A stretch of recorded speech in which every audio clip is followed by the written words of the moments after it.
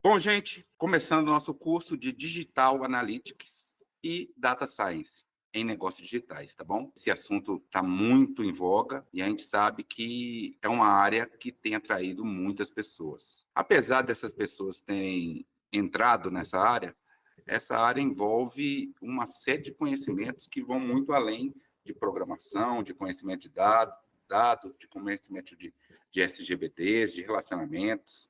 Na verdade, assim, essa área ela trata também da inteligência, né? A inteligência no negócio. É muito importante que a gente consiga pensar de uma forma analítica sobre os negócios, né? E a gente vai conseguir ver aqui a diferença do Digital Analytics e do Data Science. Na verdade, apesar de serem muito parecidos e se confundirem muitas vezes, existem algumas diferenças que a gente pode notar, tá bom? Vamos lá. No nosso primeiro módulo, a gente vai falar sobre a introdução do Digital Analytics e do Data Science, e nós vamos trazer alguns conceitos, vamos trazer alguma prática para que vocês já consigam interagir com o curso, tá bom? Nosso papel inicial é torná-los capazes do entendimento conceitual para que, a partir dos próximos módulos, a gente trabalhe de maneira mais prática. Então, vamos lá, né? Nós vamos agora para a introdução, e na introdução a gente começa com o mundo dos dados, né? É muito importante, antes de começarmos a trabalhar com Data Science e com a parte do Analytics, que a gente entenda como é composto o mundo dos dados, né? Aqui a gente trouxe uma imagem para vocês, onde a gente tem os dados estruturados, os dados semi-estruturados e os dados não estruturados. É o que a gente pode ver aqui, ó. Aqui é onde está tudo organizado, são os dados estruturados. Aqui são os semi-estruturados e aqui são os dados não estruturados. A gente vai falar sobre isso também, porque isso influi diretamente na criação e no desenvolvimento do Data Science, né? Além disso, a gente tem também a parte de conceitual de dado, informação, conhecimento e tomada de decisão. O dado é a menor partícula da informação. E ele, por si só, ele não tem um valor grande, né? Ele não tem um valor informacional, ele não passa um conhecimento. Já a informação, ela vai organizar esses dados de maneira que a gente consiga entender o significado dessas partículas que são os dados, né? O conhecimento a gente aplica em cima da informação. Então, quando a gente organiza os dados e quando a gente cria uma organização em forma de informação, a gente consegue extrair delas o conhecimento. Já a tomada de decisão é baseada em cima desse conhecimento que a gente adquire. A soma de dados, informações e conhecimentos levam à tomada de decisão assertiva. O que seria assertivo? São tomadas de decisões que têm maior probabilidade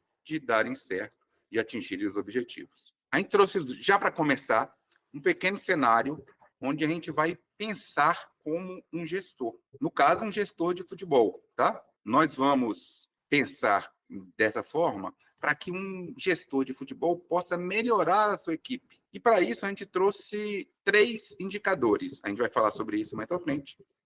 Mas 3 indicadores básicos, bem simples, que a gente vai entender muito fácil. Para melhorar o time, o gestor de futebol pensa em algumas coisas. Entre elas, a contratação de jogadores de alto rendimento, são melhores jogadores, a dispensa de jogadores que tiveram baixo rendimento no time e a análise individual do custo-benefício de cada um.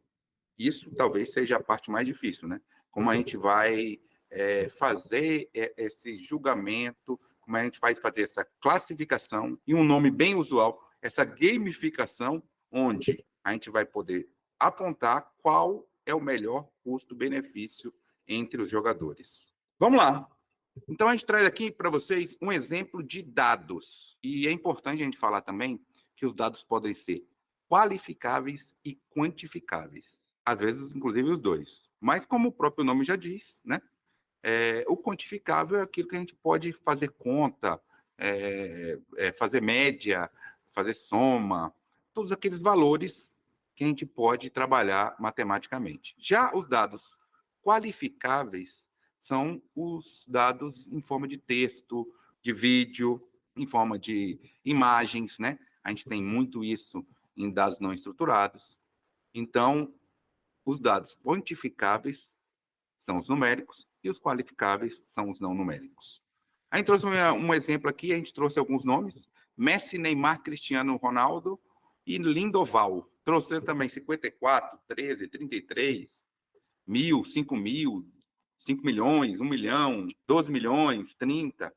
A gente vê que esses dados, assim, jogados, eles não fazem muito sentido.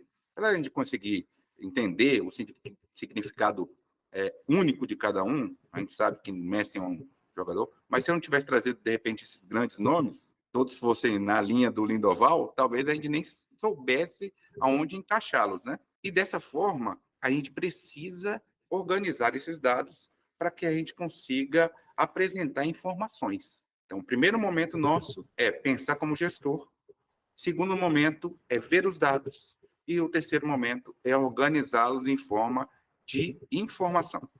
Para isso, a gente fez uma pequena tabela, onde a gente vai tratar daqueles dados, aqueles mesmos dados que estavam no slide anterior, de forma a organizá-los de uma forma estruturada. Vamos estruturar nossos dados. Para estruturar nossos dados, a gente criou linhas e colunas. As colunas, a gente dá o nome de argumento também. Então, cada uma das colunas, a gente encaixou algum tipo de atributo importante que a gente acredita que vai municiar o gestor a tomar a melhor decisão. A gente trouxe jogador, gols UT. A gente trouxe essa abreviação para a última temporada, tá? Trouxemos o valor do salário, a média de gols na última temporada, a idade, a participação em gols na última temporada, ações defensivas com sucesso na última temporada, o nível da sua equipe, é muito importante também, a quantidade de dias lesionado, o nível de dificuldade de seus adversários, a avaliação tática de cada jogador e o número de partidas jogadas na última temporada. Com isso, a gente conseguiu distribuir bem as informações. A gente sabe agora que o Messi jogou 19 partidas e fez 38 gols na última temporada. Com isso, a gente consegue, inclusive, a média, né? Que é de meio gol por jogo. O Lindoval, por outro lado, jogou 18 partidas e fez 3 gols. Cristiano Ronaldo, 32 partidas, 22 gols. O Neymar, 30 partidas e 11 gols. E aí a gente tem todos esses cálculos, todos esses atributos, onde a gente consegue ver informações válidas. Mas isso aí já é um conhecimento? Isso aí já pode ser usado para tomar decisão? E aí a parte que entra, toda a parte de análise dos dados, análise das informações. Com isso, a gente vai passar aqui e vamos falar sobre decisão. Onde toda decisão que a gente vai fazer agora deve se basear única e exclusivamente nessa tabela que passou para vocês, que passamos para vocês, tá? Com base nessa tabela, qual seria a melhor contratação para o seu time? Então, vocês aí podem pensar um pouquinho e me falar, com base nessa tabela, qual a melhor contratação para o seu time. A gente vê que existem vários argumentos, mas o que a gente pode falar ainda é que esse número de argumentos que existem ainda são muito poucos para a tomada de decisão.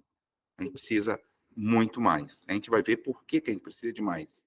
Dentro desses conceitos, onde a gente precisa de mais informações, a gente deixa claro que, quando a gente tem poucas informações, poucos argumentos, como é o caso daquela tabela, da tabela de jogadores, né? Ao inferir verdades sobre esses argumentos, a gente vê que a quantidade e a qualidade das informações ela está diretamente ligada com o sucesso na tomada de decisão. Então, a gente trouxe aqui algumas verdades, entre aspas, que nós podemos afirmar, inferir, mediante a análise daquela tabela. Uma das coisas que a gente viu é que jogadores mais velhos jogam mais partidas. Outra coisa é que jogadores mais jovens se lesionam menos. A gente vai ver isso tudo na tabela daqui a pouco. Outra coisa que a gente pode inferir daquela tabela é que quanto maior a idade do jogador, mais ele marca gol. E outra é quanto maior o nível do adversário, maior a média de gols. Com isso, a gente vê que existem conceitos ali que vão contra o senso comum, né? Onde jogadores mais velhos jogam mais partidas. Teoricamente, isso não faz nenhum sentido. Por isso, a gente marcou aqui em vermelho, tá? Porque, vejam, o Messi tem 19 partidas. O Cristiano Ronaldo tem 32 partidas. Eles, teoricamente, são os mais velhos, com 36 e com 38 anos, tá? E o que acontece? Somando os dois, eles dariam mais de 50 jogos no ano. E o que acontece é que a média deles seria de 25 jogos por ano, o que daria uma média maior do que os jogadores mais jovens, que seriam o Neymar e o Lindoval. E a gente vê que a nossa base é muito pequena para a gente poder afirmar um tipo de afirmativa como essa. Essa informação, ela não condiz totalmente com a realidade. Não porque nossa tabela esteja errada, mas porque o número de informações, número de registros, número de argumentos dela estão muito inferiores ao que seria necessário para a gente conseguir trazer uma tomada de decisão mais segura. Jogadores mais jovens se lesionam menos. Isso faz sentido para o senso comum. E aí a gente vê que a quantidade de lesões dos jogadores, do jogador mais jovem, é muito menor do que os demais. Já a idade do jogador, a maior idade dos jogadores indicar que eles marcam mais gols, também é um senso que não vai contra a ideia comum, né? A gente sabe que tem um período onde os jogadores marcam mais gols. Além disso, a gente tem a parte do quanto maior o nível dos adversários, maior a média de gols. A gente tem ali uma parte, uma coluna que fala do nível de dificuldade dos nossos adversários. E, coincidentemente, dentro dessa tabela, os jogadores que marcaram mais gols, são aqueles que participam de ligas mais competitivas, onde o nível de dificuldade dos adversários são maiores. Isso é uma verdade? A gente não pode afirmar, porque, pelo senso comum, pela ideia que nós temos, essa não é a realidade. Mas, dentro dessa tabela, o conhecimento que nós podemos extrair foi exatamente esse. E essa é uma demonstração de que tabelas, fontes de dados, banco de dados e dados não estruturados com poucas informações podem levar a tomadas de decisões não assertivas, tá certo? A gente trouxe aqui agora uma das propostas para a gente melhorar a assertividade dessa tomada de decisão, onde a gente poderia adicionar, por exemplo, a média de gols por ano, um histórico para cada jogador, porque ao comparar um jogador consigo mesmo, a gente consegue afirmar se um jogador, ao ficar mais velho, está marcando mais gols ou não. A gente teve um exemplo na planilha onde um jogador mais novo marcou menos gol do que um jogador mais velho. Isso não necessariamente é melhor, é verdade, porque o que acontece é que o jogador mais novo pode ter um nível técnico inferior ou jogar em uma posição diferente do jogador mais velho da nossa planilha. Então, com isso, a gente pode afirmar que o ideal seria, para a gente ver essa verdade sobre jogadores mais velhos marcarem mais gol, a gente teria que comparar os jogadores, o próprio jogador, consigo mesmo em anos diferentes. Então, a gente pode já tentar fazer isso, tá? Mas, dentro dessa lógica, é importante a gente saber, essa análise de dados digitais, ela gera e depende de insights. O que seriam os insights? São as ideias, o conhecimento e a experiência que o analista tem ao olhar para os dados e conseguir traduzir esses dados e essas informações em conhecimento. Ao olhar para essa tabela, a gente nota esse problema de poucos dados e poucos argumentos. E a gente vê que ela fere um pouco o conhecimento do senso comum. O que a gente pode fazer é, pensando com essa experiência, tendo esses insights, essas ideias, a gente adiciona novas variáveis à nossa análise para que a gente possa acertar melhor a nossa tomada de decisão. Essa é a chamada capacidade analítica. E isso é importantíssimo dentro do Digital Analytics. Essa é a parte principal do Digital Analytics, que é a capacidade analítica do analista, tá bom? Além disso, nós temos a afinidade com números e estatísticas. A parte de Digital Analytics vai mexer muito com essa parte de números e estatísticas. Nós vamos também mexer com a gestão, onde veremos as KPIs, né? KPIs, né? Onde a gente vai ver os indicadores, mais detalhes. Vamos ver a técnica do Smart dentro da KPIs. Vamos falar também sobre Big Data, Business Intelligence, Marketing e uma das mais importantes ferramentas na área de Digital Analytics. Seria o Google Analytics, né? Uma ferramenta gratuita, onde a gente vai poder detalhar nos próximos módulos, inclusive fazendo simulações, onde a gente pode trabalhar com a área de Digital Analytics. Bom, o Data Science já, por sua vez, ele trata, além da parte analítica, ele trata das ferramentas, né? E da maneira que a gente vai coletar, organizar e aplicar o conhecimento e a informação. Tudo isso voltado para a gente beneficiar o negócio, tá? E existem várias maneiras de se beneficiar o negócio, tá? A relação entre a quantidade de dados, a qualidade dos dados disponibilizados para análise é fundamental dentro do Data Science.